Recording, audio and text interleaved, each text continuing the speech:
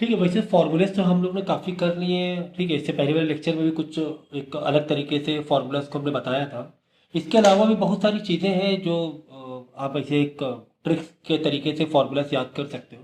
अगर हम light optics की बात करें तो ऑप्टिक्स में बाकी हमें यू तो पता है कैसे लेना होता है, यू का बारे में हमें मालूम रहता है, यू हमेशा निगेटिव लेते हैं, लेकिन कॉम्बिनेशन ऑफ लेंथ में यू को देखना पड़ता है। अगर यू राइट साइड चला गया तब यू पॉजिटिव लेते हैं। ठीक है, बाकी एफ कॉन्केव लेंस हो चाहे मिरर हो, एफ को हमेशा नेगेटिव लिया जाता है। वी में बच्चे थोड़ा फंसते हैं, तो एक अभी हम एक तरीका बता रहे हैं इसको याद करने का। वी मतलब जो तुम्हारा इसकी डिस्टेंस ऑफ इमेज है। ठीक है ना, इसको नेगेटिव पॉजिटिव कैसे लेते हैं? तो पहले हम लोग हेडिंग डाल देंगे वी रियल। वी रियल यानी जो भी हम देख रहे हैं किसके लिए देख रहे हैं? वी रियल के देख रहे हैं। किसके लिए देख रहे हैं? वी रियल मतलब रियल इमेज के लिए, डिस्टेंस इमेज का डिस्टेंस। तो इसके लिए एक ये याद रखो, कुछ इस तरह स्टार्ट करेंगे, मिरर से स्टार्ट करेंगे। Mirror, mirror concave negative. ठीक है ना, मिरर कॉनकेव नेगेटिव। तो mirror concave v v negative, negative है ना, कॉनकेव नेगेटिव। ठीक है ना, इसका मतलब अगर कॉनकेव मिरर आ गया तो वी को हम लेंगे नेगेटिव, किसके लिए? रियल के लिए। या वी नेगेटिव आ गया तो हम बोलेंगे रियल है, या बोलेंगे वी रियल है, इमेज रियल बन रही है। वी रियल मतलब इमेज रियल बन रही है, इमेज रियल बन रही है। और कॉनकेव भाई ये तुम भाई क्या करना है एग्जाम में, ये एक लाइन लिख लेना, वी रियल एक लाइन लिख लो बस, इतनी सी सारे खेल खत्म हो जाएंगे तुम्हारे यहीं से। क्या? Mirror concave negative. ठीक है, इतनी सी लाइन लिख लो। ये किसके लिए? रियल इमेज के लिए। ठीक है ना, जहाँ पे रियल इमेज बन रही है, बस इतनी सी बात है। यानी कि अगर रियल इमेज है तो वी क्या लेंगे फॉर्मूले में? नेगेटिव लेंगे। जो भी फॉर्मूला है, चाहे वो मिरर का फॉर्मूला चाहे वो लेंस का फॉर्मूला हो। तो क्या आ जाएगा? अगर मिरर कॉनकेव आ जाए, वे कॉनकेव निगेटिव, तो वो हम रियल, या वर्डिंग है कि रियल इमेज है। अब बोलो रियल इमेज है और मिरर दिया हुआ है, कॉनकेव दिया हुआ है, तो रियल इमेज है, तो मतलब हाँ भाई रियल इमेज है तो निगेटिव लेंगे। ऐसे सोचना है। और एक कॉन्सेप्ट याद रखना स्वैप का, एक एक एक ये याद रखना, एक तो तरीका, स्वैप। स्वैप करना सीखो। क्या करना सीखो? स्वैप, उल्टा पुल्टा करना सीखो। उल्टा पुल्टा का मतलब क्या है सर? देखो देखो इसका मतलब मिरर कॉनकेव नेगेटिव, तो इसका मतलब लेंस कॉन्वेक्स है ना, सबको स्वैप मारो पॉजिटिव। अब आई बात समझ में? मतलब आपको लाइन से भी एक ही याद रखनी है रियल इमेज के लिए कि रियल इमेज बन रही है, रियल इमेज बन रही है तो वी में क्या लेंगे? नेगेटिव लेंगे। कैसे पता चला वी में नेगेटिव लेंगे? Sign mirror concave negative. ठीक है, तो कैसे यही थोड़ी ना आएगा, मिरर ही थोड़ी ना आएगा, कॉनकेव थोड़ी ना आएगा, कॉन्वेक्स कुछ भी आ सकता है ना। मिरर लेंस, हमें सारे फंडे चाहिए ना वी के। तो बस ये मेन हेडिंग जो है वी रियल, जो भी चीजें देख रहे हैं रियल के हिसाब से देख रहे हैं हम लोग। ठीक है ना, तो मिरर कॉनकेव नेगेटिव लिखा तो स्वैप मारना सीखो। मैंने कहा स्वैप मारना सीखो। मिरर का लेंस कॉनकेव का कॉन्वेक्स, नेगेटिव का पॉजिटिव। यानी कि अगर कॉन्वेक्स लेंस आ जाए अब बोले कि इमेज रियल बन रही है तो वी में क्या ले लेंगे? पॉजिटिव साइन लेंगे। हाई बस। और भी स्वैप करना सीख सकते हो। कैसे? जैसे मिरर कॉनकेव है, अगर मिरर से कॉन्वेक्स हुआ, मिरर में क्या हुआ? कॉन्वेक्स हुआ, तो नेगेटिव क्या हो जाएगा? पॉजिटिव हो जाएगा।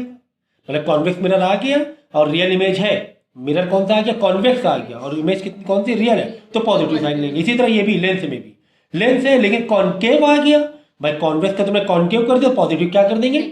नेगेटिव कर देंगे, है ना। तो वो इसके लिए यूज हो जाएगा रियल। सब कुछ उल्टा पुल्टा कर लो, सबका उल्टा पुल्टा कर लो। एग्जाम्पल के तौर पे मिरर में कॉनकेव पॉजिटिव आया, मिरर है कॉनकेव में तो निगेटिव होना चाहिए, लेकिन कॉनकेव के बाद क्या आ जाए? पॉजिटिव आ जाए, तो वर्चुअल, फिर वो रियल नहीं रहेगी, फिर क्या हो जाएगी? वर्चुअल। यानी कि अगर इमेज वर्चुअल आ रही है और मिरर और कॉनकेव मिरर दिया हुआ है, इमेज में क्या दिया हुआ है? वर्चुअल इमेज, और मिरर में क्या दिया हुआ है? कॉनकेव। तो मिरर कॉनकेव में तो सर निगेटिव था रियल के लिए, तो वर्चुअल के लिए क्या पड़ जाएगा? पॉजिटिव पड़ जाएगा। इसी तरह लेंस में वर्ड आ गया वी वर्चुअल। भाई ये जो हमने बताया है ये वी रियल के लिए बताया है, वी वर्चुअल के लिए नहीं बताया। अगर वर्ड आ जाए इमेज वर्चुअल बन रही है, लेंस दिया है कॉन्वेक्स, तो भाई ये पॉजिटिव लोगे नेगेटिव लोगे? फिर नेगेटिव ले लोगे, क्योंकि हमने ये रियल के लिए बताया है ना, वर्चुअल के लिए नहीं बताया है, ये आपको वर्चुअल के लिए नहीं बताया है। तो बस ये एक लाइन याद रखो कि वी रियल का मिरर कॉन्केव नेगेटिव, सबको उल्टा पुल्टा करते जाना। भाई एग्जाम मतलब आंसर शीट में एक छोटी सी लाइन लिख लेना, ये फिर आप अपना आंसर देते रहो। जो भी क्वेश्चन जहाँ पर भी लाइट का मिले तो ये बस ये लाइन को नोटिस कर लेना। जिस हिसाब से मैच कर रहा हो। मिरर दिया है, ठीक है, तो ये करने का। अगर लेंस दिया हुआ है और वर्चुअल दिया हुआ है, तो लेंस में कॉन्वेक्स पॉजिटिव था रियल के लिए, लेकिन लेंस दिया हुआ है और वर्चुअल दिया हुआ है। लेंस कॉन्वेक्स दिया हुआ है और क्या दिया हुआ है, वर्चुअल दिया, तो नेगेटिव। अच्छा, लेंस कॉन्केव दिया है, तो पहले इससे मिलाएंगे। लेंस कॉन्केव, कॉन्वेक्स में पॉजिटिव तो कॉन्केव में नेगेटिव, लेकिन किसके लिए, रियल के लिए। अगर वर्चुअल कॉन्केव आ जाए तो उल्टा पुल्टा करो। कैसे उल्टा पुल्टा करो, लेंस कॉन्वेक्स में पॉजिटिव तो कॉन्केव में नेगेटिव, लेकिन ये क्या वर्चुअल है कि रियल है। अगर वर्चुअल है तो वापस पॉजिटिव में आ जाओगे। एक दूसरे को उल्टा, भाई डबल उल्टा करेंगे ना, डबल अपोजिट। भाई बात समझो, ये रियल के लिए था ना, तो लेंस में कॉन्वेक्स में पॉजिटिव था, अगर लेंस में कॉन्केव आ जाए तो ये नेगेटिव हो जाएगा, रियल के लिए ही ना, ठीक है। लेकिन लेंस में कॉन्केव आ जाए और वर्चुअल आ जाए, एक तरफ ये भी उल्टा और एक तरफ ये भी उल्टा, दो उल्टे हुए ना, तो पॉजिटिव से नेगेटिव, नेगेटिव से पॉजिटिव। यहां पर दो बार उल्टा करेंगे, पॉजिटिव से नेगेटिव। देख लो बस कितने बार अपोजिट मारा है तुमने। लेंस का, ये तो कॉन्वेक्स से दिया हुआ था लेंस के लिए, तो कॉन्वेक्स का कॉन्केव, रियल का वर्चुअल, दो बार अपोजिट हुआ ना। कॉन्वेक्स का क्या हुआ, कॉन्केव हुआ, रियल का क्या बोला गया, वर्चुअल। तो पॉजिटिव लोग नेगेटिव लोग, उसमें दो बार पलटी मारो, पॉजिटिव से नेगेटिव, नेगेटिव से पॉजिटिव। अगर यहां पर दो बार, जो भी तुमने फंडा लिखा है, यहां दो बार अपोजिट हो रहा है, तो यहां पर भी दो बार अपोजिट करोगे। आगे बात समझ में। इस तरीके से हमें बस एक ये लाइन लिखना है, फिर उसका ही उल्टा करके मिरर का लेंस, कॉन्केव का कॉन्वेक्स, नेगेटिव का पॉजिटिव, ये लाइन लिख लेना है बस। लेकिन ये सब रियल के लिए है। अब देख लो कितने बार अपोजिट हो रहा है। क्वेश्चन में दो बार अपोजिट हो रहा है तुम्हारे तरीके से, तो नेगेटिव पॉजिटिव को भी दो बार अपोजिट मारो, ठीक है ना। जैसे मिरर में तुम्हें दे दिया कॉन्वेक्स, अब मिरर में कॉन्वेक्स और दिया हुआ वर्चुअल। एक तो हमने तो कॉन्केव का नेगेटिव लिखा था, एक बार ये उल्टा हुआ, कॉन्केव का कॉन्वेक्स हुआ और रियल का वर्चुअल हुआ, तो यहाँ पर दो बार उल्टा मारोगे, नेगेटिव का पॉजिटिव, पॉजिटिव को फिर से नेगेटिव, तो वापस नेगेटिव हो जाएगा। आगे बात समझ में। बाकी अगर ग्राफ तुम्हें दोनों के 6-6 ग्राफ मालूम है, कर आते हैं, ग्राफ याद है, तो वो तो ज़्यादा बेहतर रहेगा। दो टेबल होंगी, देखो कॉन्वेक्स के लिए एक टेबल होगी लेंस की कॉन्वेक्स की, और एक टेबल होगी मिरर की कॉन्केव की। दो टेबल दी जाती है, तो उसी का अपोजिट होता है, मतलब सेम सेम होता है। जो चीज़ कॉन्केव में चलती है मिरर में, वही चीज़ कॉन्वेक्स में चलती है लेंस में। अगर वो दो टेबल आपको याद है तो वैसे भी तुम लोग कर सकते हो, कहाँ पर हाईली मैग्नीफाइड, वरना ग्राफ रख रख के भी देख सकते हो, है ना। याद है ना ग्राफ बनाना, वो ग्राफ का लेक्चर एक है, अच्छा सा लेक्चर, वो आप कर लेना आगे। मतलब इसको ऑब्जेक्ट को आगे आगे रख रख के देखो क्या हो जाएगा, मैग्नीफाइड बनती जाएगी। जैसे पास करते जाओगे इमेज क्या बनती है, मैग्नीफाइड बनती जाएगी। एफ और पी के बीच में गए, बस ये याद रखना, ये सी है, ये एफ है, ये तुम्हारा ये है लेंस है या मिरर है। तो एफ और पी के बीच में, पी है ना, एफ और पी के बीच में कहीं पर भी ऑब्जेक्ट रखोगे तो वर्चुअल बन जाएगी। क्या बन जाएगी, वर्चुअल, चाहे वो लेंस हो चाहे वो मिरर हो। तो अगर इस तरह एमसीक्यूज आ जाए कि हमने ऑब्जेक्ट एफ और पी के बीच में रखा तो इमेज कौन सी बनेगी, तो वर्चुअल बन जाएगी, ठीक है। तो ये चीज़ याद रखना, ओके, ठीक है। अब हम लोग क्या करेंगे, वेव ऑप्टिक्स में इंटरफेरेंस और डिफ्रैक्शन के फॉर्मूले, वैसे तो फॉर्मूलेज करवाए हुए हैं, बट एक शॉर्टकट तरीका बता रहे हैं फॉर्मूलेज याद करने का, ठीक है ना। फॉर्मूलेज याद करने का शॉर्टकट तरीका देखो, इंटरफेरेंस में आप क्या दोगे formula, y is equal to, what is y, y जो होती है पोजीशन ऑफ द फ्रिंज होती है। y का मतलब क्या होता है, मतलब फ्रिंज कितनी दूर बन रही है सेंटर से, इसे ये सेंटर है, तो सेंटर से कितनी दूर बन रही है इसे बोलते हैं y। यहाँ बन रही है, यहाँ बन रही है, ये देखो ये आपकी। अच्छा, इंटरफेरेंस और डिफ्रैक्शन पता है ना, इंटरफेरेंस मतलब yes double slit experiment. Interfere मतलब दो ही लोग मिलकर इंटरफेयर करेंगे, याद करने तरीका, हाँ। इंटरफेरेंस मतलब अगर इंटरफेरेंस वर्ड नहीं है या यंग डबल स्लिट है वर्ड है, इंटरफेरेंस वर्ड है, तो यंग डबल, तो कैसे कनेक्ट करोगे भाई। इंटरफेयर मतलब दो लोग ही इंटरफेयर करेंगे मिलकर एक दूसरे को इंटरफेयर करना, तो इंटरफेयर मतलब डबल स्लिट। तो डबल स्लिट ये हो गया, देखो यहाँ पे डबल स्लिट की मैंने वो बना दिए, ग्राफ बना दिए। तो यहाँ पे एक ओपनिंग होती है, फिर यहाँ पे एक ओपनिंग होती है, तो इसके बीच के जो गैप बोलिए, दो स्लिट के बीच के गैप को क्या बोलते हैं, दो स्लिट। ये जो ओपनिंग होती है ना, ओपनिंग, इसको बोलते हैं स्लिट होल, इसके गैप को क्या बोलते हैं, स्मॉल डी, ठीक है ना। और एक स्लिट, जो एक स्लिट यहाँ रखी और एक स्क्रीन यहाँ रखी, इसके बीच के गैप को क्या बोलते हैं, कैपिटल डी, ठीक है। बाद में ये जो है ना, ये फ्रिंज की थिकनेस है, इस फ्रिंज की थिकनेस को बोलते हैं बीटा, फ्रिंज की थिकनेस क्या बोलते हैं, बीटा। और फ्रिंज सेंटर से कितनी दूर बन रही है इसको बोलते हैं वाई, इसको क्या बोलते हैं, वाई, ये याद रखना वाई। तो हमने फॉर्मूला लिखा y is equal to, y मतलब फ्रिंज की पोजीशन, फ्रिंज का डिस्टेंस फ्रॉम द सेंटर, कुछ भी वर्डिंग आ जाएगी, क्या वर्डिंग आ जाएगी, डिस्टेंस फ्रॉम द सेंटर, या फ्रिंज की पोजीशन कहाँ बनेगी, 5वीं फ्रिंज कहाँ बनेगी सेंटर से, 10वीं फ्रिंज कहाँ बनेगी सेंटर से, इसको बोलते हैं फ्रिंज वाई। तो y is equal to delta d by d, small d. ये फॉर्मूला इंटरफेरेंस के लिए, डिफ्रैक्शन के लिए भी आप यही फॉर्मूला देना, क्या, डेल्टा डी बाई डी। कितना आसान सा हो गया, कितना आसान सा हो गया। बस हाँ, डेल्टा ओपन करना है। तो डेल्टा ओपन कैसे करेंगे, देखो यहाँ पे दो ऐसे बनाएंगे, एक बनाएंगे फॉर ब्राइट, यहां बनाएंगे डार्क। बाई ब्राइट फ्रिंज मतलब मैक्सिमा, वर्ड याद रखना, क्या मैक्सिमा वर्ड आ जाए, सेंट्रल मैक्सिमा नहीं, जस्ट मैक्सिमा। और डार्क के लिए मिनिमा वर्ड आ जाए, मतलब डार्क होता है। इसी तरह डिफ्रैक्शन में भी दो फॉर्मूले होते हैं, डार्क ब्राइट के लिए अलग एंड डार्क के लिए अलग होता है, ठीक है। अब देखो ब्राइट के लिए मतलब फॉर्मूला यही लगेगा, लेकिन डेल्टा की जगह तुम्हें बदलना पड़ेगा। डेल्टा की जगह ब्राइट के लिए लिखोगे n इंटू लैम्डा, मतलब वेवलेंथ। डेल्टा की जगह मतलब डेल्टा, अगर आ गया ब्राइट फ्रिंज बताओ, position of the bright fringe बताओ कि 5वीं ब्राइट फ्रिंज कहाँ बनेगी, तो बस क्या करना, ये फॉर्मूला लिखा और ब्राइट फ्रिंज मतलब डेल्टा की क्या लिखी, n इंटू लैम्डा।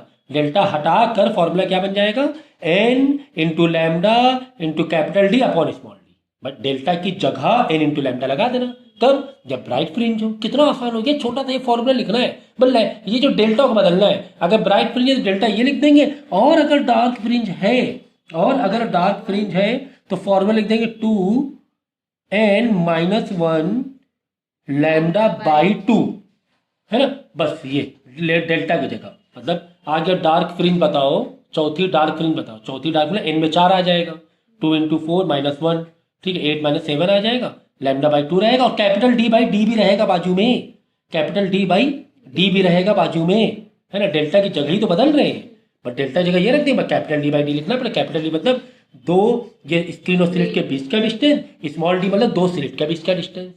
तुम्हें क्या दिक्कत है भाई, है ना, समझ, इंटरफेरेंस के लिए।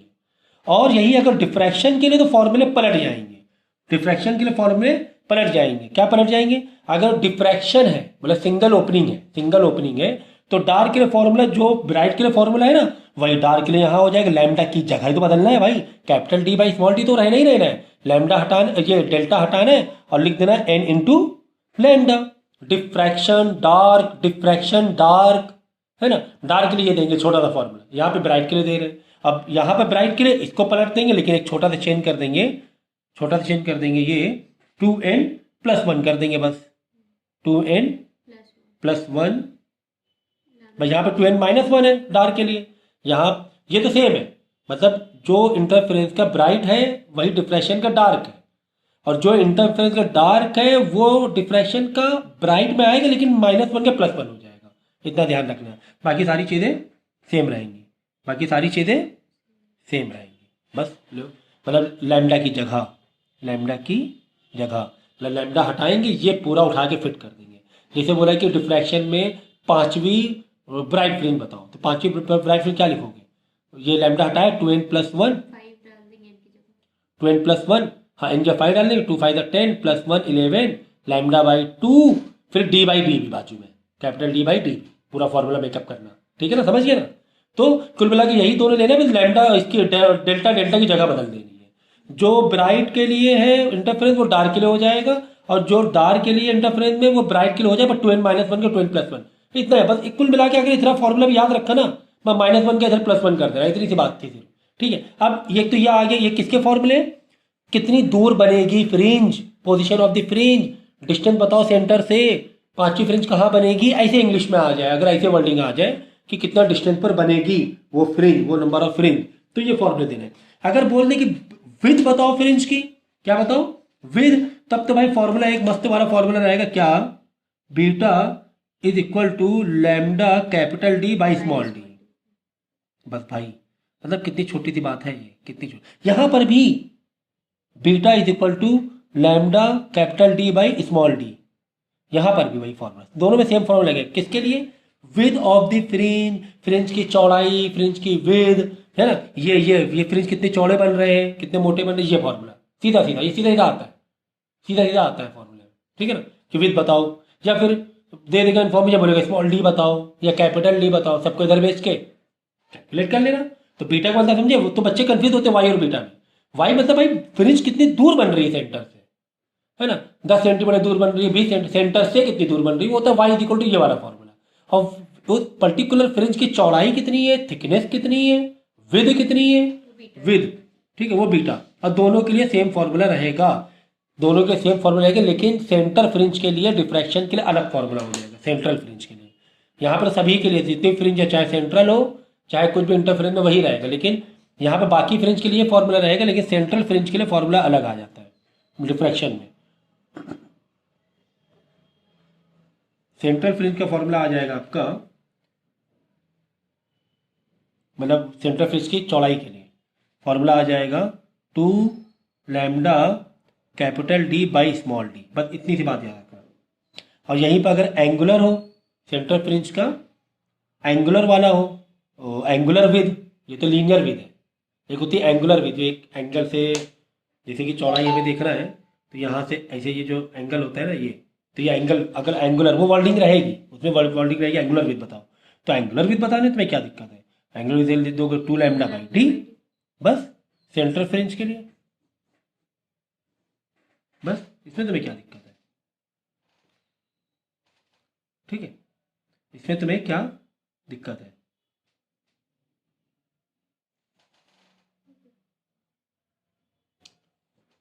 ठीक है, तो ये हो गया एंगुलर विद, ये सेंट्रल फ्रिंज का अलग से दे दिया फॉर्मूला, बस किसका, सेंट्रल फ्रिंज का, डिफ्रैक्शन में ही सेंट्रल फ्रिंज का लग रहा है, ठीक है। बीटा मतलब लीनियर वाली विद, ठीक है। अच्छा सर बाकी जैसे ये तो लीनियर विद है, अगर इसमें आ गया एंगुलर विद, नॉर्मल वाले में एंगुलर विद बताओ, सेंट्रल, इसका सेंट्रल छोड़ के, बाकी तो सब कुछ सेम है ना, तो फ्रिंज की चौड़ाई, ये तो लीनियर वाली होगी। अगर इसमें एंगुलर आ गया तो कि एंगुलर ही बताओ, सेंट्रल तो अलग ही फॉर्मूला, हटा दो, डिफ्रैक्शन के सेंट्रल वाले का फॉर्मूला ही अलग है, उसको हटा दो। इन जनरल जैसे लीनियर विद है, फ्रिंज की चौड़ाई बताओ, फ्रिंज की चौड़ाई बताओ, डिफ्रैक्शन में भी वही है, इंटरफ्रेंस में वही है, लेकिन अगर दोनों में एंगुलर विद आ गया तो क्या करना है, if asking angular with, asking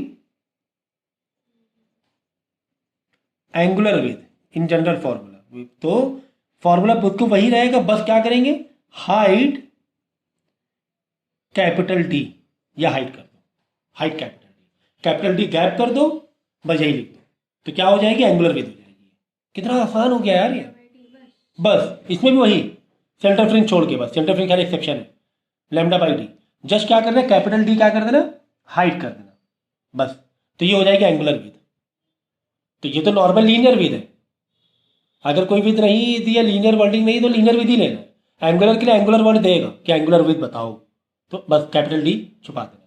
तो कुल मिला के अगर तुमने सिर्फ एक ये याद कर लिया, और सेंटर फ्रिंज का एक अलग फॉर्मूला है, ये याद कर लिया, इसी का स्वैप मार के डिफ्रैक्शन का लिख दोगे, स्वैप मार देना, है ना, डिफ्रैक्शन बस 2n-1 का, इधर 2n+1, 2n-1 यहाँ पर है, ये छोटी सी बात तुम्हें ध्यान देना, सब कुछ गलत करते चले जाओगे, तो 2n+1 इधर, तो इसका स्वैप मार देना, मतलब ब्राइट डार्क लिखना, बस ये फॉर्मूला स्वैप मार देना, ठीक है ना, बस यहाँ 2n+1 करना है। सेंटर फ्रिंज का एक अलग फॉर्मूला है, और बीटा का सेम फॉर्मूला है, विद ऑफ द फ्रिंज, ठीक है। तो हम लोग कैसे फॉर्मूला याद करते हैं ना, बीटा इज इक्वल टू ये बीटा, आप ऐसे याद क्या करो, width of the fringe is equal to this, width of the fringe, ये पोजीशन ऑफ द फ्रिंज, आई बात समझ में। तो बच्चे क्या करते हैं, ऐसे y is equal to, beta is equal to, तो वाई और बीटा का एग्जाम में करेक्ट नहीं कर पाते हैं, तो वाई मतलब पोजीशन, कितनी दूर बन रही है, कहाँ पर फ्रिंज बनेगी, कहाँ पर बनेगी, है ना, कहाँ पे फ्रिंज, पांचवी फ्रिंज प्लेस होगी, वो होता है y, that is position, distance from the central fringe, ठीक है, वो सब लिख लेना, तो मैं जो बोल रहा हूँ वो तुम लोग लिख भी लो, हर चीज़ हम यहाँ लिख रहे हैं आप, ठीक है। अब बीटा मतलब with of the fringe, with कितनी विद की फ्रिंज बनेगी, कितनी ये चौड़ाई है ना फ्रिंज की, ये कितनी बनेगी, चाहे ये वाली कह लो, चाहे ये जो गैप बन रहा है ये वाला कह लो, कुछ भी, है ना, ये लाइट है ये डार्क है ना, तो दोनों में ही सेम बनेगी फ्रिंज की थिकनेस। आगे बात समझ में, तो ये है फ्रिंज की थिकनेस, फ्रिंज की विद, बीटा का मतलब, और ये होता है फ्रिंज की पोजीशन, लैम्डा का, ठीक है। ये बीटा दोनों में सेम है, बस सेंटर फ्रिंज का ही फॉर्मूला अलग है, और बाकी अगर एंगुलर विद आ जाए तो बस कैपिटल डी हटा देना दोनों में ही, एंगुलर विद आ जाए, नहीं तो नॉर्मल विद वर्ड है तो नॉर्मल ही रहेगा, यही वाला रहेगा। आगे बात समझ में, ठीक है। और ये डेल्टा को रिप्लेस करना मालूम होना चाहिए, कैसे रिप्लेस करना है। तो ये ऐसे क्या फॉर्मूले याद करोगे तो ज़्यादा इजी तरीके से याद हो जाते हैं। फिर देखो मूविंग चार्जेस एंड मैग्नेटिज्म में वैसे तो काफ़ी सारे फॉर्मूलेज हैं, लेकिन 2 फॉर्मूलेज को मैं थोड़ा सा फिर से रिवाइज करा दे रहा हूँ कि आसान तरीके से कैसे याद करना है। फॉर्मूलेज बाकी भी है, मतलब फोर्स से है और उससे रिलेटेड है, लेकिन आपको 2 चीज़ें बता रहा हूँ बायो सेवर्ट लॉ में। एक तो बायो सेवर्ट लॉ का वेक्टर फॉर्म वाला फॉर्मूला ज़रूर याद कर लेना। कौन सा? वेक्टर फॉर्म का, ठीक है। तो बायो सेवर्ट लॉ का एक तो आता है लूप, क्या आता है? लूप है, कंडक्टर कोई करंट कैरिंग कंडक्टर है, लूप है। और एक आता है करंट कैरिंग वायर, ठीक है ना, वायर। एक लूप है, एक वायर है, ठीक है। तो अगर लूप के लिए हम फॉर्मूला देखें, फॉर्मूला बनेगा आपका मैग्नेटिक फील्ड हमें निकालना है सेंटर पर। कहाँ पे निकालना है? सेंटर पे निकालना है। तो क्या आ जाएगा? म्यू आई अपॉन, जनरल फॉर्मूला बता रहा हूँ मैं जिससे कि थोड़ा सा बाकी सभी के लिए इजी याद हो जाए, 4πr इंटू थीटा, ठीक है ना। तो थीटा क्या है सर? देखो भाई थीटा मतलब 360 डिग्री। अगर पूरा सर्कल चाहिए तो 360, अच्छा एन भी लगा लो मल्टीप्लाई में, क्या लगा लो? एन भी लगा लो। एन म्यू नॉट मतलब permeability into I upon 4πr। R क्या है? रेडियस है यार, ठीक है ना। तो ठीक है ना, इंटू पाई। तो अगर फुल सर्कल है, फुल सर्कल है तो पाई में तुम डाल दो 2π। फुल सर्कल है तो पाई में क्या डाल देंगे? 2π। 2π मतलब 360 डिग्री। हाफ सर्कल है तो डिवाइड बाई 2। 90 डिग्री वाला है तो डिवाइड बाई 4, है ना भाई।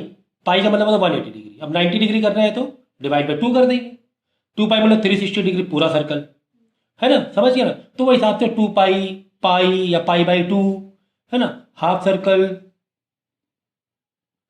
पाई हो जाएगा क्योंकि 2π/2 करो 2 कट जाएगा। और 90 डिग्री वाला या एक क्वाड्रेंट है, 90 डिग्री सर्कल है, तो इस थीटा की जगह π/2 डाल देंगे। ये तो कॉमन सेंस है। तो अब जैसे कि आपने पूरा सर्कल चाहिए तो पूरा सर्कल थीटा में 2π डाला तो पाई से पाई कटेगा, 2 से 2 to the 4 नीचे 2 आ जाएगा। तो फॉर्मूला बन जाएगा n mu naught I by pi तो कटेगा 2r हो जाएगा। क्या हो जाएगा? जस्ट 2r हो जाएगा। इसलिए जनरल फॉर्मूला बताती है। जनरल फॉर्मूला भाई आपको जैसे चाहिए, हाफ सर्कल चाहिए, पूरा सर्कल चाहिए, है ना। वैसे पूरा सर्कल के एक एक्स्ट्रा फॉर्मूला चाहिए तो रट्टा मार सकते हो। फुल सर्कल के हिसाब से एन इंटू म्यू नॉट आई अपॉन 2r ऐसे भी लिख सकते हो फुल सर्कल के लिए, क्योंकि वही बात है 2π से नीचे पाई कटा, नीचे 2 to the 4 कट गया फॉर फुल सर्कल। तो ऐसे याद करने के लिए जनरल फॉर्मूला करो, ज़्यादा अच्छा रहेगा, टेंशन ही नहीं रहेगी तुम्हें फिर, ठीक है ना। अच्छा सर एन क्या? N is the number of the loop. अगर नंबर ऑफ लूप एक ही सर्कल है, जस्ट वन सर्कल है, एन की जगह 1 लिख देना। एन को लिखने की जरूरत ही नहीं है ना, एन की जगह 1 या एन को लिखने की जरूरत नहीं। 3-4 सर्कल है, 3-4 लूप है, सोलेनॉइड तो एन में तो मल्टीप्लाई जो भी है ना 4-5-6, तो एन में वो लिख देना नंबर। 5 लूप है, 6 लूप है, एन में वो डाल देना, ठीक है। तो अगर जस्ट एक सर्कल है तो एन में 1 लिखने 1 लिखकर यानी एन को तुम्हें लिखने की जरूरत नहीं है। तो कुल मिला के ये जनरल फॉर्मूला एक ये याद कर लेना। और दूसरा, अगर करंट कैरिंग वायर है, करंट कोई एक वायर है इस तरह और करंट कैरिंग है, तो उसके लिए तुम फॉर्मूला डालने बहुत इजी एक जनरल फॉर्मूला बता रहे हैं, B is equal to mu naught, हाथ नहीं चल रहा मेरा आज, mu naught I 4πr। Are का मतलब होता है इसे कितनी दूरी पर चेक कर लो, इसे पी पॉइंट पर दूरी पर चेक करो। तो स्मॉल आर पूरे फिजिक्स में तो डिस्टेंस ही हुआ, कैपिटल आर रेडियस हो जाएगा। यहाँ भी चाहो तो कैपिटल आर लिख सकते हो, ठीक है। आर फिर इन ब्रैकेट साइन फाई 1 या थीटा 1 प्लस साइन थीटा 2, ठीक है, समझ गए। तो बस एक जनरल फॉर्मूला लिख दिया। किसके लिए? किसके लिए ये फॉर्मूला? हमेशा फॉर्मूला याद करो तो उसके बैकग्राउंड में ये भी दिमाग में रखो ना किसके लिए फॉर्मूला याद कर रहे हैं, करंट कैरिंग वायर के लिए। अब इसमें 3 कैटेगरी आ सकती हैं। क्या? लॉन्ग वायर है, लॉन्ग वायर का मतलब होता है both side infinite, both side infinite, long wire दोनों साइड इन्फिनाइट है, बोथ साइड इन्फिनाइट, ठीक है ना। या फिर बोथ साइड फाइनाइट भी आ सकता है, बोथ साइड फाइनाइट मतलब लेंथ दी गई है तुम्हें, फिक्स है, मालूम है एंडिंग कहाँ पर, एंड पॉइंट। तीसरा आ सकता है वन एंड पॉइंट, एक का पता है, एंड वन इन्फिनाइट, 1 इन्फिनाइट। ठीक है, तो इन्फिनाइट का मतलब होता है 90 डिग्री। इन्फिनाइट का मतलब क्या होता है? 90 डिग्री। ये याद रखना पहले तो बस। ठीक है, अब देखो जरा, तुमने ये फॉर्मूला याद कर लिया था क्या? B equal to mu naught I 4πr। ये आपने फॉर्मूला याद कर लिया क्या? Mu naught I 4πr in bracket sine phi 1 plus sine phi 2। ठीक है ना। अगर लॉन्ग वायर है, मतलब दोनों साइड इन्फिनाइट है, तो यहां पर भी 90 डिग्री डाल दोगे साइन का, यहां पर भी 90 डिग्री डाल दोगे। अगर भाई दोनों साइड तुम्हारा लॉन्ग वायर का मतलब क्या? दोनों साइड इन्फिनाइट, इन्फिनाइट का मतलब 90 डिग्री, तो दोनों में 90 90, साइन 90 की वैल्यू भी 1, साइन 90 की इधर वैल्यू भी 1, 1 प्लस 1 2, मतलब फॉर्मूला बन जाएगा 2 mu naught I by 4πr। 2 से 2 कट जाएगा, है ना। तो फॉर्मूले कुल मिला के कहना क्या चाह रहे हैं, फॉर्मूले को अलग अलग फॉर्म में याद करने की जरूरत नहीं है। अगर एक ही फॉर्म में याद किया तो कोई भी दिक्कत नहीं है। ये चीज हम आपको बता रहे थे। ठीक है ना। अगर बोथ साइड फाइनाइट है सर, बोथ साइड फाइनाइट, तो दोनों एंगल दिए हुए हैं भाई। इसे एक तरफ है साइन 45 दिया होगा, तो एक तरफ दिया होगा साइन 30 डिग्री। साइन 45 के लिए 1/√2 डाल देना, साइन 30 के 1/2 डाल देना, दोनों प्लस करके बाहर ला के सिंप्लीफाई कर लेना। अगर दोनों साइड क्या फाइनाइट है, तो दोनों साइड फाइनाइट मतलब दोनों एंगल दिए होंगे। अगर वन साइड एंड है, मतलब वन एंड है, वन फाइनाइट है, वन इनफाइनाइट है, तो वन इनफाइनाइट मतलब एक तो साइन 90 हो ही गया। अगर है ना कुछ ऐसे, यहाँ पे तो इनफाइनाइट जा रहा है, लेकिन यहाँ पर एंडिंग है, यहाँ पर एंडिंग है। ठीक है ना, और यहाँ पे इनफाइनाइट जा रहा है, तो एक इनफाइनाइट में तो एक कोई भी एक प्लस है ना, कहीं पर इनफाइनाइट कहीं पर फाइनाइट। एक में तो 90 डिग्री यानी एक में 1 डाल दोगे, दूसरे में अगर बिल्कुल एंड से चेक कर रहे हो तो साइन 0 डिग्री हो जाएगा, या फिर एंगल दिया होगा एंड से बिल्कुल वायर के यहाँ से चेक कर रहे हो, यहाँ पर बताओ वायर के एक एंड से, वायर के एक एंड का मतलब होता है 0 डिग्री। क्योंकि भाई अगर तुम यहाँ से एंगल लोगे इस तरीके से तो एंगल बन ही नहीं रहा ना, यहीं पर ही खत्म हो गया ना, पैरेलल लाइन होगी, है ना। एंगल कैसे बनता है? अगर यहाँ पे लाइन होती एक्स्ट्रा, है ना, तो ऐसे करके एंगल खुलता, तो एंगल खुल ही नहीं रहा। अगर यहीं पर एक एंड से चेक कर रहे हैं, हम कह रहे हैं कि वन साइड इन्फिनाइट वायर है, वन, और हमें चेक करना है magnetic field one end of the wire, one end of the wire. End word आ गया, एंड जैसे इन्फिनाइट के 90 है, तो एंड अगर वर्ड आ गया तो समझो 0 डिग्री हो जाएगा। ठीक है ना। अगर एंड वर्ड आ गया, कोई और एंगल नहीं था, तो 0 डिग्री ले लेना है तुम्हें, समझ में आ गया। तो एक तरफ इन्फिनाइट है, साइन 90 हो गया, और एक तरफ एंड है, और वही एंड से ही पी चेक कर रहे हैं, एंड पर ही हम चेक कर रहे हैं मैग्नेटिक फील्ड, तो 0 डिग्री, तो साइन 90 की वैल्यू 1 और साइन 0 की वैल्यू 0 ही होती है, तो 1 ही आएगा। तो कुल मिलाकर पूरा छुप ही जाएगा, 1 इंटू दिस, यही फॉर्मूला बना रह जाएगा। कब के लिए? 1 इन्फिनाइट है, 1 एंड में है, और एंड में ही चेक कर रहे हैं, मतलब 1 फाइनाइट है और वही एंड में चेक कर रहे हैं, उसी एंड में चेक कर रहे हैं, तो साइन 0 आएगा। अदरवाइज दोनों एंगल तुम्हें, अगर एक इन्फिनाइट है दूसरा वाला एंगल गिवन है तो 0 डिग्री मत लेना, दूसरा वाला एंगल लेना। और अगर एक इन्फिनाइट है तो इन्फिनाइट का मतलब भी 90 डिग्री होता है। कुल मिला के यार ये दो फॉर्मूले जो अलग अलग 4 5 6 7 बन रहे थे, वो हमने एक ही में बता दिया, एक ही में बता दिया। थीटा मतलब 2π, 2π मतलब पूरा सर्कल, है ना। तो ये चीज़ है यार, पाई मतलब 180 डिग्री, आधा सर्कल, तो एक ही में बता दिया हमने। अलग अलग याद करने की तुम्हें ज़रूरत नहीं पड़ रही है। अब इसमें एक और इम्पोर्टेंट क्वेश्चन आता है कि दो वायर है, करंट कैरिंग 2 वायर है, I1 I2। इस पर आता है कि दो I1 I2 है, इस पर ये बताओ कि कितना फोर्स लग रहा है। ठीक है, इस पर एक बहुत इंपॉर्टेंट आता है फोर्स पर यूनिट लेंथ, तो F/L इज इक्वल टू, ठीक है ना। तो इसी पर एक क्वेश्चन आता है कि 2 वायर है फाइनाइट, और तुम्हें ये बताना है अगर इन लॉन्ग वायर मतलब इनफाइनाइट, अगर लॉन्ग वायर है या फाइनाइट वायर है, फाइनाइट वायर तो लेंथ दी होगी वायर की, तो नीचे लेंथ लिख देना। अगर लेंथ नहीं दी, लॉन्ग वायर है, तो just F is equal to formula आ जाएगा, इनफाइनाइट नीचे मत लिखना, F is equal to formula आ जाएगा। क्या आ जाए? Wire, long wire. तो 2 लॉन्ग वायर की वजह से कितना फोर्स लग रहा है, फॉर्मूला आएगा म्यू बाई 4π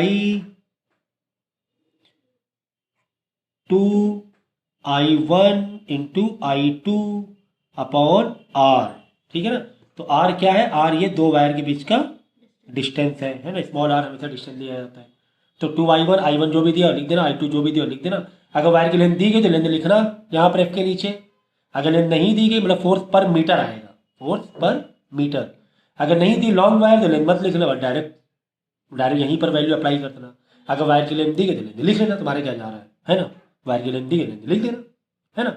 अगर वैसे लॉन्ग वायर है तो लेंथ नहीं लिखी जाएगी, फिर लॉन्ग वायर है तो बस ये फॉर्मूला लिख कर, और इसकी वैल्यू तो तुम्हें रटी लो, इसकी वैल्यू क्या होती है 10 की पावर, ये पूरे की वैल्यू इस पूरे को रट लेना, 10⁻⁻7 होती है। म्यू नॉट की नहीं, म्यू नॉट बाई 4 पाई की, म्यू नॉट बाई 4 पाई की वैल्यू 10⁻⁻7 होती है, ये लिख लेना। ठीक है, इस पर ये आएगा, या फिर आएगा मालूम है क्या, एक तो ये आएगा डायरेक्ट न्यूमेरिकल आ जाएगा, दूसरा क्या आ सकता है मालूम है, बोलेगा एम्पियर प्रूफ या डिफाइन एम्पियर करो। क्या करो, डिफाइन एम्पियर। तो डिफाइन जो एम्पियर, ये बहुत इंपॉर्टेंट है, बहुत इंपॉर्टेंट है। जो एक एम्पियर करंट होता है कैसे होता है, कैसे मिलता है हमें, यहीं से मिलता है डिफाइन एम्पियर। तो डिफाइन एम्पियर में क्या करोगे मालूम है, तुम्हें कुछ भी वैल्यू नहीं दी रहेगी। अगर बोलेगा एम्पियर प्रूफ करो, डिफाइन करो, एक एम्पियर की वैल्यू डिफाइन करो, क्या करना मालूम है, सुन लो इधर। I1 की जगह 1 लेना है, I2 की जगह 1 लेना है, R की जगह 1 लेना है, बस। और इस समझ गए ना, तो ये हो जाएगा तुम्हारा क्या, डिफाइन एम्पियर। बस ये पूरे वैल्यू डाल देना सब। इसकी जगह 10⁻⁻7 डालना, इंटू 2 इंटू 1 डिवाइड बाई 1, यहां पर एल में भी 1, सब जगह 1 1 डालना है। क्या अगर आ जाए क्वेश्चन, डिफाइन एम्पियर। I1 में 1 डालना, समझिए ना। डिफाइन एम्पियर कैसे किया जाता है बताओ, दो वायर करंट कैरिंग वायर से किया जाता है डिफाइन एम्पियर। तो I1 में 1 डाल देना, I2 में 1 डाल देना, R में भी 1 डाल देना। इसकी वैल्यू 10⁻7 पता ही है, और कैलकुलेट कर लेना कितना आ रहा है, वही क्या हो जाएगा तुम्हारा एम्पियर। 2 इंटू 10⁻7 आएगा, क्योंकि यहाँ 1 इंटू 1 इंटू 1 2 बचा, 2 इंटू 10⁻7 वही एक एम्पियर हो जाएगा। ठीक है ना, तो ये चीज़ याद रखना, डिफाइन एम्पियर आ जाए यही मारना है। डिफाइन एम्पियर पे नहीं, अगर डायरेक्ट न्यूमेरिकल आ जाए तो जो भी I1 की वैल्यू, I2 की वैल्यू, डिस्टेंस की भी वैल्यू, वायर की लेंथ की वैल्यू अपने का डालना, और फोर्स निकाल लेना। फोर्स का फॉर्मूला है, आगे बात समझ में। तो ये मैंने आपको इजी कर दिया है कि इसमें 4 5 फॉर्मूले थे, एक बना दिया, इसमें 4 5 अलग अलग फॉर्म में फॉर्मूले, इसमें एक बना दिया है। बाकी ये एक इंपॉर्टेंट कॉन्सेप्ट मैंने बता दिया है। ठीक है, और इसके अलावा भी जो फॉर्मूले थे वो तो करने ही करने हैं तुम्हें, वो एक अलग बात है। ठीक है ना, फिलहाल तुम्हें जिस फॉर्मूले को और ईजी कर सकते हैं वही मैं अभी बता रहा हूँ फिलहाल। ठीक है ना, अब इसके अलावा देखो एक टॉपिक, और इसके अलावा ओमेगा, जहाँ वो AC वाले में ऑल्टरनेट करना बहुत अच्छे से मैंने बताया है। AC वाले में मतलब यहाँ पर भी ओमेगा आ जाए तो ओमेगा को वैल्यू ओपन क्या कर सकते हैं, 2πf। कभी कभार इक्वेशन दे दी जाती है 300 साइन और 20t आ गया, अब बोलेगा f बताओ, बोले क्या बताओ f, तो ये एक इक्वेशन आ गई, बोलेगा f बताओ, तो बताओ f कैसे बताएंगे, फ्रिक्वेंसी बताओ या वेवलेंथ बताओ। फ्रिक्वेंसी बताओ, वेवलेंथ आ गया तो फ्रिक्वेंसी बता सकते हो, फ्रिक्वेंसी आ गया तो वेवलेंथ बता सकते हो। ठीक है ना, अब देखो हमारी इक्वेशन क्या होती है, जैसे v is equal to v naught sine omega t, omega 20 आ गया बस। तो ओमेगा फॉर्मूला क्या है, 2πf, तो omega is equal to 2πf, omega के नीचे 20 लिखा, 2π इधर आके डिवाइड कर दे, f निकाल लिया, f निकाल लिया तो बाद में क्या निकाल सकते हो, वेवलेंथ निकाल सकते हो। वेवलेंथ भाई c इज इक्वल टू, ये फॉर्मूला हमेशा याद रखो, c is equal to lambda into frequency. मतलब ये तो कई जगह यूज होता है, कभी फ्रिक्वेंसी पूछ लेता है तो लैम्डा नीचे लिया होगे, कभी लैम्डा पूछेगा तो स्पीड ऑफ लाइट के नीचे फ्रिक्वेंसी लिया होगे। ये कई जगह यूज होता रहता है, डुअल नेचर में काफ़ी जगह यूज होता है। ठीक है, ये कई जगह यूज होता है, तो ये पूरा पक्का दिमाग में रख लेना, c इज इक्वल टू क्या, लैम्डा इंटू एफ, और ओमेगा मतलब 2πf होता है। तो ये छोटे छोटे की पॉइंट है, जस्ट रिमाइंड कराने के लिए एक अलग से लेक्चर ले रहे हैं, जिससे कि थोड़ा और रिकॉल हो जाए, बीच बीच में बताते रहते हैं। एक क्वेश्चन और देख लो, जैसे पोटेंशियोमीटर पर नल पॉइंट निकालना आ जाए। ठीक है ना, क्या आ जाए, नल पॉइंट निकालना। तो दो केस होते हैं नल पॉइंट के, थोड़ा सा बता दे रहा हूँ मैं। जैसे यहाँ पे एक सेल दिया हुआ है कुछ इस तरीके से, ये वायर की लेंथ दी गई है, यहाँ पे तुम्हें इधर वोल्टेज अलग, और ये एक जॉकी दी गई है। ठीक है ना, इसे जॉकी दी गई है, यहाँ पे समझो 2 वोल्ट है, यहाँ पे समझो 10 वोल्ट है। ठीक है ना, ये है समझो 5 मीटर, ये वायर कितना है, 5 मीटर है। ठीक है, अब हमें एक्चुअली कॉन्सेप्ट क्या होता है, कॉन्सेप्ट ये होता है कि ये 2 वोल्ट है तो इसमें 2 वोल्ट कहाँ पर मिलेगा, ऐसा एक कॉन्सेप्ट होता है। ठीक है, 2 वोल्ट यहाँ पर कहाँ मिलेगा।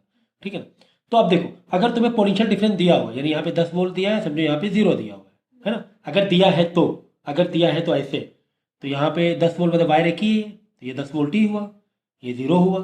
ठीक है, यानी 10 वोल्ट इधर, 0 वोल्ट इधर, यानी पोटेंशियल डिफरेंस कितना हो गया, 10 वोल्ट का हो गया, है ना। 10 वोल्ट और ये 0, 10 वोल्ट हो गया। मतलब दो केस आते हैं, एक में पोटेंशियल डिफरेंस दिया होता है 10 और 0, एक में नहीं दिया होता है। अगर दिया होता है कैसे करना है, नहीं दिया है तो कैसे करना है। तो अब देखिए पहला स्टेप क्या है, ऐसे वाले में पहला स्टेप है जस्ट फाइंड पोटेंशियल ग्रेडियंट।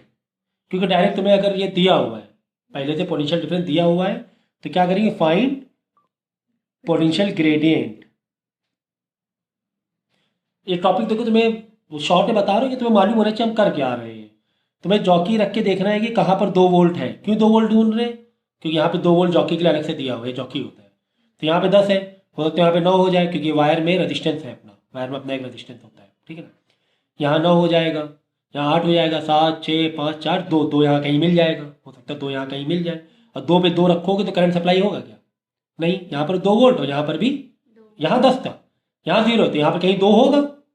तो अगर ये करंट, ये वायर को 2 वोल्ट में कनेक्ट करेंगे तो कहीं पर भी करंट फ्लो नहीं करेगा, उसी को बोलते हैं नल पॉइंट। क्या बोलते हैं, नल पॉइंट। कि ये 5 मीटर के वायर में कितनी दूरी पर नल पॉइंट है, आधा मीटर दूरी में है कि 1 मीटर दूरी पे। तो हम लोग क्या कर रहे हैं, फाइंड नल पॉइंट निकाल रहे हैं। क्या हो सकता है, वायर की लेंथ, नल पॉइंट दे दिया जाए, वायर की लेंथ निकाल, यही से भी हो सकते हैं ना। तो हमें क्या करना है, फाइंड पोटेंशियल ग्रेडियंट। पहले तो पोटेंशियल ग्रेडियंट निकाल लेंगे। पोटेंशियल ग्रेडियंट कैसे निकाला जाता है, पोटेंशियल निकालने के लिए V/L, ये उसको बोलते हैं के, पोटेंशियल ग्रेडियंट मतलब के, V/L, यह आ गया पोटेंशियल ग्रेडियंट। इसके बाद क्या करना है, पोटेंशियल ग्रेडियंट में नल पॉइंट निकालने के लिए हमें पहले 2 ग्रुप बनाने पड़ेंगे। एक बनाना पड़ेगा V, एक बनाना पड़ेगा L। मतलब जो भी यहाँ पर पोटेंशियल ग्रेडियंट आया है, जैसे यहाँ पे लिख दो V, ठीक है। पोटेंशियल ग्रेडियंट समझो आ गया, यहाँ पर V कितना था, 10 था, L कितना था, 5 था, तो 10/5, 2 मीटर, 2 आ गया, 2 वोल्ट मीटर आ गया ना, आया कि नहीं, 2 वोल्ट पर मीटर। या एक काम करें, चलिए 20 कर दें, जिससे कि नंबर कंफ्यूज मत हो। ये 20 कर दें, 20 वोल्ट, तो 4 वोल्ट पर मीटर आ जाएगा, ठीक है। तो हमने करना है क्या, find potential gradient. Potential gradient formula क्या, K = V/L, ठीक है ना। K = V/L, पोटेंशियल ग्रेडियंट का फॉर्मूला। तो V/L, V कितना है, 10 वोल्ट, 20 वोल्ट है, तो 20, L कितनी, वायर की लेंथ कितनी, 5 है, 4 मीटर। अब हमें यहाँ पे 2 ग्रुप बनाने, क्या 2 ग्रुप बनाने हैं कि मतलब पर मीटर 4 वोल्ट पर मीटर कम हो रहा है। देखो 20 था, 16 हो गया, 12 हो गया, 8 हो गया, 4 हो गया, 0 हो गया। तो ऐसा मतलब, तो वोल्ट, तो यहाँ पे लिखेंगे वोल्ट क्या, कि 4 वोल्ट हर मीटर में, हर 1 मीटर में, चलो ऐसे बना लो, यहाँ लिख दो लेंथ, यहाँ लिख दो V, बस। कि हर मीटर में कितना कम हो रहा है, 4 वोल्ट कम हो रहा है। तो बताओ अब हमें 2 वोल्ट में चाहिए ना, तो वोल्ट कीजिए, वोल्ट, ये वाला वोल्ट, चौकी वाला वोल्ट, कि बताओ 2 वोल्ट में कितनी दूरी पर, हाँ कितनी दूरी पर 2 वोल्ट हो जाएगा, लेट कर लेना है, समझिए ना। भाई हमें पता क्या करना है कि ये जो 2 वोल्ट है जॉकी वाला, ये कहाँ पर मिलेगा, यहाँ 20 है, यहाँ 16, 12, 8, 4, फिर 4 और 0 में कहीं पे 2 होगा, वही पता करना है। तो पहले क्या करना है, find potential gradient, find potential gradient, लिखा L, V, निकाल लिया K V/L। V कितना, 20 वोल्ट, 0 से 20 वोल्ट, बाई लेंथ कितनी, 5 वायर की 5 मीटर है, तो 20/5, फिर 4 वोल्ट मीटर। फिर यहाँ 2 ग्रुप बना, लेंथ वोल्ट, हर मीटर पे 4 वोल्ट कम हो रहे हैं। तो बताओ 2 वोल्ट हमें कहाँ मिलेगा, 2 वोल्ट कौन सा लोगे, जॉकी वाला 2 वोल्ट, जॉकी वाला जो भी वोल्टेज दिया हुआ है, जॉकी में जो रजिस्टेंस दिया उसको मार दो गोली, उसको कोई मतलब नहीं है हमें, ठीक है। तो x × 4 4x, क्रॉस मल्टीप्लाई करोगे 4x, 2 × 1 2, x = 2/4, मतलब 0.5 मीटर, ठीक है ना।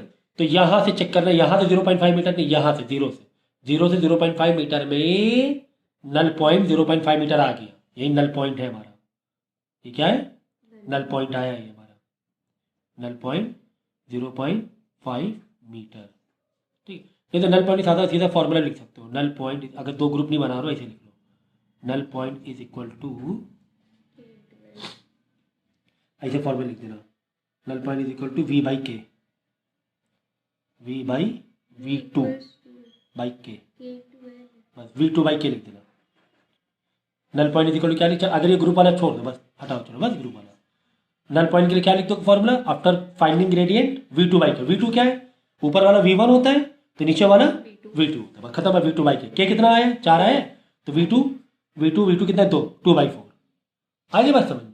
तो समझिए ना फिर से, अगर तुम्हें पोटेंशियल दिया है तो, अगर तुम्हें पोटेंशियल दिया है तो सीधा क्या लिखेंगे, फाइंड द, मतलब हमें नल पॉइंट निकालना है। तो नल पॉइंट का फॉर्मूला क्या है, नल पॉइंट V2/K फॉर्मूला है।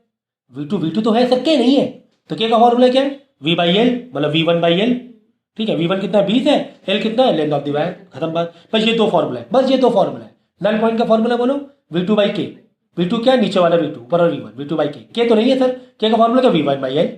लो हो गया, खेल खत्म, पैसा खत्म, समझिए ना।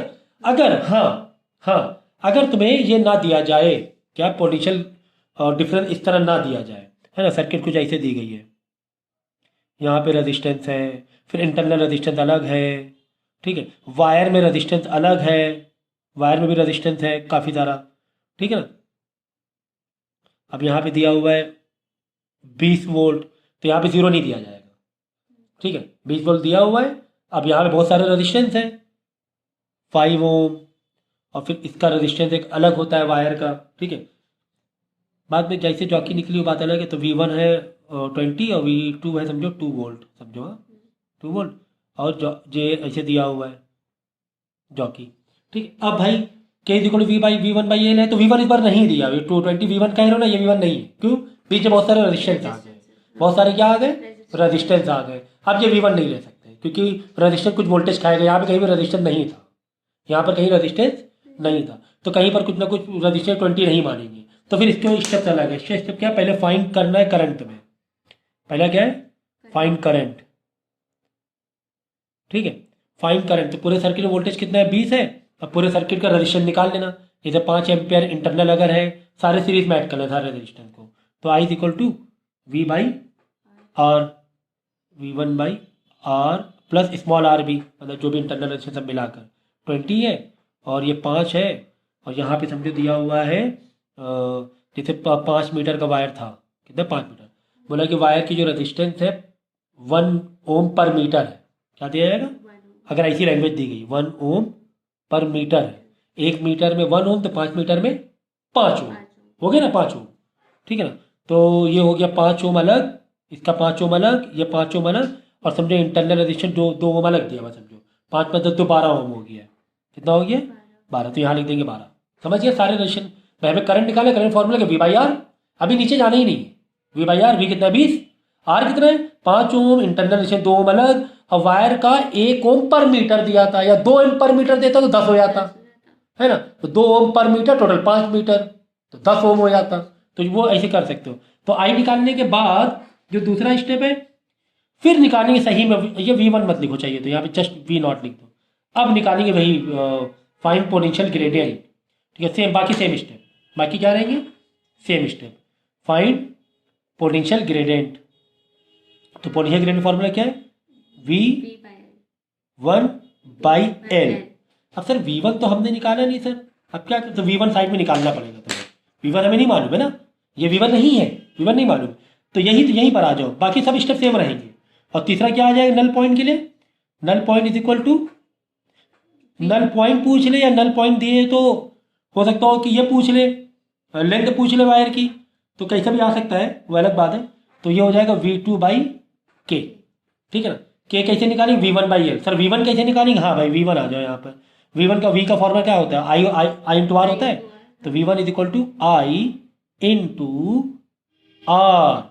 अच्छा सर तो बात क्या होगी, वही घूम फिर के बात होगी, फर्क है, V1 हमने आई निकाल लिया था ऊपर, अब V1 निकालेंगे वापस से, ये V1 नहीं है, ये V1 नहीं है, तो आई जो आई निकाला इंटू आर, आर कौन सा लेंगे, इसका ये वाला आर लेंगे, सिर्फ वायर का आर, कौन सा आर लेंगे, वायर वाला, तो ये फर्क है। अब V1 अलग आएगा, 20 नहीं आएगा, कब दूसरा V1 आएगा, वायर वाला आर, वायर वाला आर, ठीक है ना, वायर वाला आर नहीं, तो V1 निकाल आएगा, बाकी 2 स्टेप सेम, बाकी सेम मार 2 स्टेप, ठीक है। तो अगर तुम्हें पोटेंशियल ना दिया जाए डायरेक्ट, अंदर अंदर रेजिस्टेंस आ जाए, तो 2 स्टेप बढ़ा देना, क्या है 2 स्टेप बढ़ाएंगे, पहले करंट निकालेंगे I equal V by total R से, यहाँ आर और वायर का आर आई निकाल लेंगे, फिर V1 अलग निकालेंगे आई इंटू आर से, जब V1 आई इंटू आर, आई तो निकाल लिया, आर कौन सा लेंगे, सिर्फ वायर का आर लेंगे, और वायर का आर डायरेक्ट दिया तो अच्छी बात है, डायरेक्ट नहीं दिया ओम पर मीटर भी दिया तो जितने मीटर वायर उतना मल्टीप्लाई कर लेना, जैसे 2 ओम पर मीटर 5 मीटर तो 2 इंटू 5 10 ओम हो जाएगा, V1 आ गया, बाकी सेम के निकाल लो, potential V1 by L, L मतलब वायर की लेंथ, V1 जो अभी निकाला है, फिर नल पॉइंट निकाल, नल पॉइंट का फॉर्मूला V2 बाई के, ठीक है, बस इतना कर ले, पोटेंशियोमीटर 3 नंबर का क्वेश्चन तुम्हारा हो जाएगा। बाकी और अगर इंपॉर्टेंट बातें करें, नॉट कोई फॉर्मूला, इंपॉर्टेंट अगर बातें कर लें, तो क्वेश्चन किस टाइप के आते हैं, क्वेश्चन का जो नेचर होता है, अप्रोच नेचर, मोस्टली किस टाइप के क्वेश्चन आते हैं मालूम है, फिर फॉर एग्जाम्पल इसे दिया F is equal to formula मालूम है Q1 into Q2 by are square बोल देगा, ऐसे क्वेश्चन पूछ लेगा। आर को अगर डबल कर दें, चार्जेस दोनों चार्ज को आधा आधा कर दें, तो बताओ नया फोर्स क्या होगा, है ना। तो तुमने करना क्या, इज इक्वल टू के।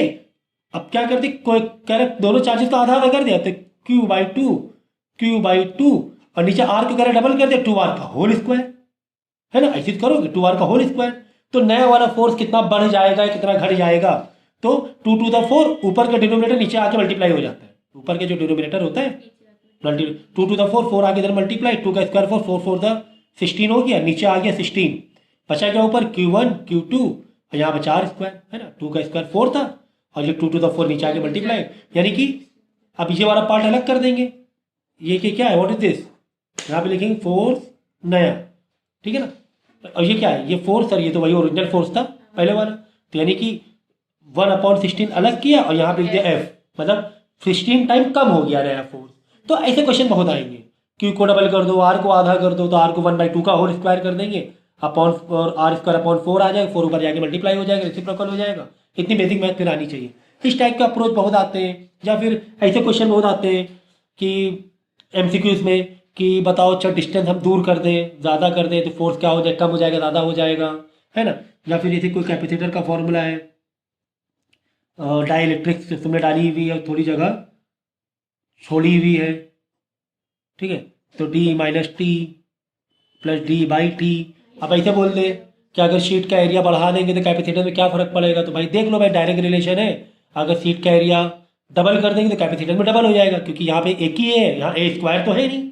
अगर ए स्क्वायर होता डबल करते तो 2 का स्क्वायर 4 टाइम हो जाता ना फिर तो, अगर ए स्क्वायर होता फॉर्मूले में, ओनली ए है ना, तो ये डबल तो ये भी डबल कर दो, है ना। या डिस्टेंस कम कर दें, सी में क्या फर्क पड़ेगा, इन्वर्स रिलेशन है तो सी बढ़ जाएगा, है ना। तो ये चीज़, ये सब चीज़ें हैं ना, ये आपको समझ। या thickness of the sheet, thickness को बढ़ा देंगे, भाई थिकनेस को बढ़ा देंगे तो D-T का आंसर कम हो जाएगा। थिकनेस को बढ़ा देंगे, जैसे डी था 5, थिकनेस हमने 4 कर दिया, 5 - 4 1 आया, डिनोमिनेटर में आंसर कम आ रहा है, आंसर कम आना मतलब सी बढ़ जाएगा। अगर थिकनेस होता 2, है ना, यहाँ पे डाल रहे इतनी पतली शीट डाल रहे, थिकनेस 2 ही है, तो जितनी तुम कम शीट डालोगे, याद रख लो इन शॉर्ट, अगर जितनी कम चौड़ी शीट डालोगे कैपेसिटेंस मतलब उतना ज़्यादा कम बढ़ेगा, ज़्यादा नहीं बढ़ेगा, कैपेसिटेंस ज़्यादा नहीं बढ़ेगा। जितनी चौड़ी बिल्कुल पैक कर दोगे, तो प्लेट की जगह को डायरेक्टली से क्या करोगे, पैक कर दोगे, तो जितने ज़्यादा थिकनेस वाली प्लेट डालोगे एमसीक्यूज में, हाँ, उतने ज़्यादा कैपेसिटेंस बढ़ेगा। जितना ज़्यादा तुम डायरेक्टली पैक मार दोगे, फुल टू फुल मार दोगे, उतने ज़्यादा कैपेसिटेंस बढ़ेगा। तो ऐसा घुमा फिरा क्वेश्चन आ जाए कि कोई एक कंपैरिजन दिया है कि थिकनेस 2 सेंटीमीटर है और वही सेम कैपेसिटर बाकी सारी चीज़ें सेम थी और थिकनेस 4 सेंटीमीटर है, शीट डाल रहे हैं इलेक्ट्रिक, बताओ किसमें कैपेसिटेंस ज़्यादा बढ़ेगा, तो बोलोगे जिसमें 4 सेंटीमीटर थिकनेस डाल रहे हो, 4 सेंटीमीटर। तब ये ना बोल रहे सर थिकनेस 4 सेंटीमीटर, थिकनेस बढ़ा तो सी कम होना चाहिए, भाई D-T हो रहा है, ओनली टी थोड़ी ना है, D-T है, तो इसका आंसर जितना बड़ा लिखोगे इसका आंसर उतना कम आएगा, D-T करने पर आंसर कम आएगा, सी बढ़ेगा। तो रट्टा मारने के लिए जितनी चौड़ी शीट डालोगे उतना कैपेसिटेंस बढ़ेगा, जितनी कम पतली शीट डालोगे कैपेसिटेंस उतना कम रहेगा, जितनी ज़्यादा चौड़ी डायलेक्ट्रिक डाल दोगे फुल पैक करके तुम्हारे। तो ये भाई, तो ऐसे क्वेश्चन घुमा फिरा के आते हैं बहुत कि ये करने से क्या होगा, तो फॉर्मूला, भाई फॉर्मूला तो है भाई, सब कुछ है फॉर्मूले में, सब कुछ है, ठीक है ना। मैग्नेटिक फील्ड के फॉर्मूले बहुत सारे याद जो है EMI में और मैग्नेटिक मूविंग चार्ज वो सारे याद कर लेना, ठीक है। सॉलिनॉइड में सेंटर पे क्या होती है मैग्नेटिक फील्ड, एंड में क्या होती है, जरूर याद कर लेना, जरूर याद कर लेना, जरूर याद कर लेना कि सॉलिनॉइड में सेंटर पे अलग होती है, एंड में आधी हो जाती है, जो भी सेंटर में है मैग्नेटिक फील्ड सेंटर पे है और एंड में डिवाइड/2 हो जाती है। फॉर्मूला देख लेना, याद कर लेना, सॉलिनॉइड में मैग्नेटिक फील्ड का फॉर्मूला, ठीक है। अब उसमें एन भी वर्ड आता है, तो अब तुम्हें रिलेशन दिखाना है कि सॉलिनॉइड के एन बढ़ा देंगे तो मैग्नेटिक फील्ड क्या हो जाएगी, कम हो जाएगी, ज़्यादा हो जाएगी, फॉर्मूले से रिलेट कर लेना, फॉर्मूले ना हर चैप्टर वाइज फॉर्मूले अलग अलग लिखो और उसको थोड़ा सा विजुअलाइज क्या करो आंखें बंद करके कि यार मैं अगर सॉलिनॉइड का है तो B= मत याद करो, सॉलिनॉइड के लिए मैग्नेटिक फील्ड इन सॉलिनॉइड करके याद करो। ऐसे बी के तो 20 फॉर्मूले हैं, बात समझ में आएगी नहीं आई, ऐसे अज्यूम क्या करो, ऐसे विजुअलाइज किया करो, तब जाके तुम लोगों को समझ में आएगा। अगर B ऐसे याद ही नहीं होगा, F के 10 फॉर्मूले, तो एक बोला फोर्स किसके, दो चार्जेस के बीच में फोर्स। फोर्स किसमें, force is equal to BLV, जो मोशनल EMF वाला फोर्स। ऐसा आंखें बंद कर करके विजुअलाइज किया करो चीज़ों को, ठीक है ना। तो ये फॉर्मूला याद कर लेना। दूसरा एक फॉर्मूला आता है रेडियस का, रेडियस बताओ, mv/cube। ये क्या होता है रेडियस किसका, कि अगर मैग्नेटिक फील्ड है, मैग्नेटिक फील्ड के अंदर कोई चार्ज अंदर गया, कोई एक एंगल से चार्ज गया कोई, तो चार्ज गया तो वो जो चार्ज अंदर घूमने लगेगा, सीधा जाएगा तो निकल जाएगा आगे, लेकिन अगर कोई एक एंगल से गया तो ऐसे घूमने लगेगा, तो उसका रेडियस कितना बनेगा, चार्ज, मतलब क्वेश्चन ऐसा आएगा, कोई चार्ज है वो मैग्नेटिक फील्ड के अंदर क्या हुआ है, इंटर हुआ है। जब मैग्नेटिक फील्ड के अंदर इंटर होगा तो उसका रेडियस कितना बनेगा, सीधा वाला m मतलब mass of the charge, v किस वेलोसिटी के अंदर गया है, q जो भी चार्ज है 3q 5q जो भी है दिया रहेगा, 5 कूलम या जो भी है दिया रहेगा, b वाला मैग्नेटिक फील्ड है, बस खत्म बात। निकाल लेना रेडियस, वेलोसिटी निकालना है तो m को इधर डिवाइड में, q को इधर मल्टीप्लाई में भेज देना, तो वेलोसिटी आ जाएगा कि इतना रेडियस बना रहा है वो चार्ज, बताओ किस वेलोसिटी से नाच रहा है अंदर, तो वो निकाल लेना वेलोसिटी, बाकी सबको इधर भेज देना, ठीक है। और जो हम लोग ने वाला रूल देखा था, जो फोर्स का थंब वाला, ये रूल याद रखना, जो सारे फॉर्मूले हमने एक ही देखे ना, सिर्फ राइट हैंड वाला रूल से देखा है, थंब लगाया है, मैग्नेटिक फिंगर लगाया, फोर्स आ गया तो थप्पड़ मार दिया, पाम लगा दिया, तो ये चीज़ याद रखना। क्या, जैसे कुछ इस तरीके से है, ठीक है ना, कुछ इस तरीके से मैग्नेटिक फील्ड है, ठीक है। ये बताओ इनसाइड है कि आउटसाइड है, सिंबल किसके है मैग्नेटिक फील्ड के, किसके, खाली आउटसाइड है, और इनसाइड के लिए क्रॉस होता है, आउटसाइड है। अब बोलोगे कि कोई एक प्लस क्यू चार्ज गया है तो बताओ फोर्स किस तरफ लगेगा, और ये चार्ज का डायरेक्शन तुम्हें दिया रहेगा, चार्ज का मतलब करंट डायरेक्शन, चार्ज का डायरेक्शन मतलब इलेक्ट्रॉन का करंट डायरेक्शन। तो हमने क्या रखना है, ऐसे रखना है, समझ के पेपर में ऐसे दिया जाएगा। अब हाथ बोले सर मेरा घूम ही नहीं रहा है, इसे घूम तो रहा है भाई, ये है ऐसे रखा, चलो तुमने पहले थंब को मिला दिया, फिर किसको घुमाना है, मैग्नेटिक फील्ड को मिलाना है, मैग्नेटिक फील्ड के फिंगर ऐसे लोगे, नहीं इनसाइड है ना, तो ऐसे लोगे, ऐसे, तो फोर्स कहाँ लगा, ऊपर लगा, फोर्स कहाँ लगा, तुम्हारा पाम किधर जा रहा है, तुम अपने एग्जाम में ऐसे ही करना है, मैग्नेटिक फील्ड के लिए भाई ये चार्ज के लिए ऐसे थंब रखा, मैग्नेटिक फील्ड के इनसाइड ऐसे नहीं, इनसाइड ऐसे रखना पड़ेगा, फिंगर ऐसे, और तुम्हारा पाम उधर ऊपर की तरफ कर, तो फोर्स कहाँ लगेगा, ऊपर की तरफ लगेगा, फोर्स कहाँ लगेगा, ऊपर की तरफ। लेकिन किसके लिए, अगर प्लस क्यू है तो, अगर प्लस क्यू है तो, अगर यही माइनस होता तो ये तुम्हारा ऐसे पूरी सेटिंग बन रही थी, लेकिन फोर्स ऊपर लग रहा है लेकिन चार्ज कौन सा है, माइनस है, बस फोर्स को दिखा दे नीचे, फिर खत्म बात, समझ गए ना। इस चीज़ का ध्यान रखना, इसके कई क्वेश्चन मैंने कराए हुए हैं, ठीक है ना, ये ध्यान रखना है, सब कुछ प्लस क्यू के साथ ही लेके चलना है कि यार ये करंट ये गया तुम्हारा चार्ज या करंट, और मैग्नेटिक फील्ड इनसाइड है, फोर्स ऊपर लगना चाहिए, प्लस है कि माइनस क्यू है, प्लस है, हाँ ठीक है, फोर्स ऊपर लगना चाहिए, अगर माइनस होता बोल दो फोर्स नीचे लगेगा, बोल दो कहा फोर्स नीचे लगेगा, खत्म हो गया। तो ये चीज़ है ना ध्यान में रखना, ठीक है ना, ये एग्जाम में आता है फोर्स वाला, ठीक है। अभी कम से कम आज से कल तक 3-4 क्वेश्चन पेपर सॉल्व करोगे, ये लेक्चर देखने के बाद सॉल्व करना, 3-4 क्वेश्चन पेपर को सॉल्व कर ही लेना, अभी इतना टाइम है, बस 10 मिनट में हम लेक्चर भेज देंगे, 15 मिनट में, तो ये लेक्चर देखने के बाद सॉल्व करो, चीज़ें और क्लियर होती जाएंगी, ठीक है ना। तो मैं ये बता रहा था कि क्वेश्चन का अप्रोच कैसे आएंगे, ऐसे और आएगा, कम कर दो, ज़्यादा कर दो, आधा कर दो, डबल कर दो। दूसरा आएगा डिपेंड पर, कौन डिपेंडेंट है कौन डिपेंडेंट नहीं है। अब जैसे सी का तुम्हें दे दिया गया है फॉर्मूला के E0A/D, ठीक है ना, कभी कभी के नहीं रहता है, कभी कभी के नहीं, अगर डायरेक्टली नहीं डाला है तो के की वैल्यू 1 होती है, डायरेक्टली नहीं डाला तो के की वैल्यू कितनी होती है, 1 होती है, तो वो के लिखने की जरूरत ही नहीं पड़ती, E/D। अब बोलेगा कि कैपेसिटर किस पर डिपेंड है, क्या पोटेंशियल पर डिपेंड है, ऐसे बोल दिया, पोटेंशियल पर डिपेंड है, कौन सा कैपेसिटर, प्लेट वाला जो कैपेसिटर है। अब फॉर्मूला मारो, देखा यार कहीं भी पोटेंशियल दिख रहा है, नहीं है डिपेंड, खत्म ना बात भाई, खत्म हो गई बात, नहीं है डिपेंड। तो ऐसे कई अलग अलग फॉर्मूले में आते हैं, ठीक है। मैग्नेटिक फील्ड से रिलेटेड कोई जनरेटर का दे दिया है, बताओ उस पर वो डिपेंड करता है क्या, उसका फॉर्मूला देखना है तुम्हें, और फॉर्मूला देख लो उस पर डिपेंड कर रहा है कि नहीं कर रहा है। तो ऐसे अप्रोच के बहुत सारे क्वेश्चन आते हैं, ठीक है ना। एक क्वेश्चन आता है बार बार रिपीट आता है कि कोई भी लेंस, जैसे कोई एक मीडियम है, जैसे कि कोई लिक्विड है मीडियम है, हमने एक लेंस डाला है, जैसे क्या कॉन्वेक्स लेंस डाला, तो कॉन्वेक्स लेंस का नेचर क्या होता है बाय डिफॉल्ट, कन्वर्जिंग या डाइवर्जिंग, कन्वर्जिंग होता है बाय डिफॉल्ट, क्या होता है कन्वर्जिंग, बाय डिफॉल्ट क्या होता है, कन्वर्जिंग। कॉन्वेक्स का कन्वर्जिंग तो कॉनकेव का डाइवर्जिंग। ओके ना। चलो अब हमने क्या किया, इसको है ना इसके अंदर डाल दिया किसी दूसरे मीडियम में, तो वहां पे पूछेगा बताओ इसका नेचर क्या रहने वाला है, तो वो देखना है आपको इसका मीडियम, इसका मीडियम। जो लिक्विड डाला है उसका मीडियम समझो, रिफ्रैक्टिव इंडेक्स का समझो 2 है, और जो डाल रहे हो उसका रिफ्रैक्टिव इंडेक्स कितना है, 1.5 है, मतलब लेंथ का 1.5, और जिसमें डाल रहे हो वो भारी भरकम है, इसको इसके अंदर डाल रहे हो ना, ये भारी भरकम है ना। इसमें कौन भारी हुआ, ये भारी हुआ ना, है ना। डुबो रहे तो वो भारी हुआ, भाई अपना नेचर को बदलना पड़ेगा, है ना भाई। जिसके हिसाब से होता है ना कि यार तुम भारी, जब तुम्हारे हिसाब से तुम्हें झुकना पड़ेगा, तो जिसमें तुम डुबो रहे हो ये भारी, तो ये अपना नेचर क्या कर लेगा, बदल लेगा। कन्वर्जिंग का क्या हो जाएगा, डाइवर्जिंग हो जाएगा। अब आई बात समझ में। ऐसे में कॉनकेव में उल्टा कर देना, देख हल्का भारी देखना है तुम्हें, अगर ये पहले तो भारी था, ये हल्का है। भारी हल्के से मतलब क्या है, रिफ्रैक्टिव इंडेक्स। भारी हल्के से मतलब क्या, रिफ्रैक्टिव इंडेक्स। अगर ये भारी है और ये पहले तो भारी है और ये हल्का ही है उससे, ये अपनी चलाएगा भाई, अपना नेचर हम क्यों बदले, हम भारी है, हम ज़्यादा है, हम अपना नेचर क्यों बदले, है ना।